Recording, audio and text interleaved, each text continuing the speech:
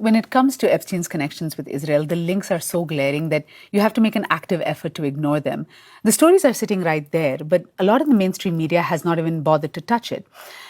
What has been remarkable instead is how so many outlets have pushed speculative notions about Epstein's connections to Russia. Possible connections between convicted sex offender Jeffrey Epstein and Russian intelligence services. Growing suspicions of a Russian connection. Fueling speculation that Epstein could have been working for Russia. It's worth noting Vladimir Putin's name is mentioned 1,000 times, about 1,000 times in these emails. It appears that Epstein really worked his contacts to set up a meeting with Putin, but it looks like it never happened. And there's certainly nothing in the files, at least the ones that have been reviewed so far, that indicate that Jeffrey Epstein was somehow an asset of Russian intelligence. But that hasn't stopped news organizations from speculating on that, and they've been doing it for years, suggesting that the Russians had some compromising material on Trump, may have been blackmailing him. We're now seeing more and more on Epstein's ties to Israeli intelligence. We're even seeing images of those surveillance systems that Jeffrey Epstein had built into some of his properties, as though he's trying to gather more material that he can possibly use against people. But much like other angles relating to this, including Israel, we're not seeing that much coverage of it.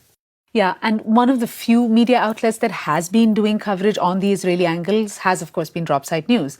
So I asked Murtaza Hussain what he makes of mainstream media's silence on the Israeli story.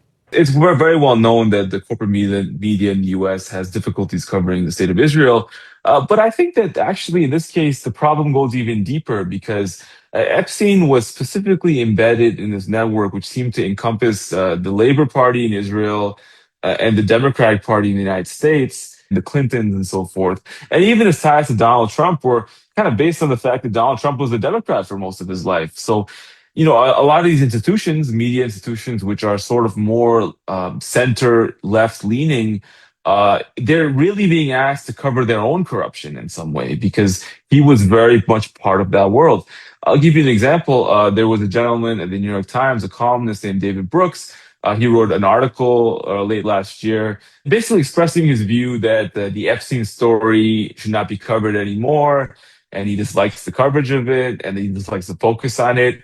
Shortly after that story came out, a photo emerged of him basically at a meeting with Epstein, and he had not disclosed that in his column, which seems like a great ethical lapse. But, you know, that's just a microcosm of the main issue here.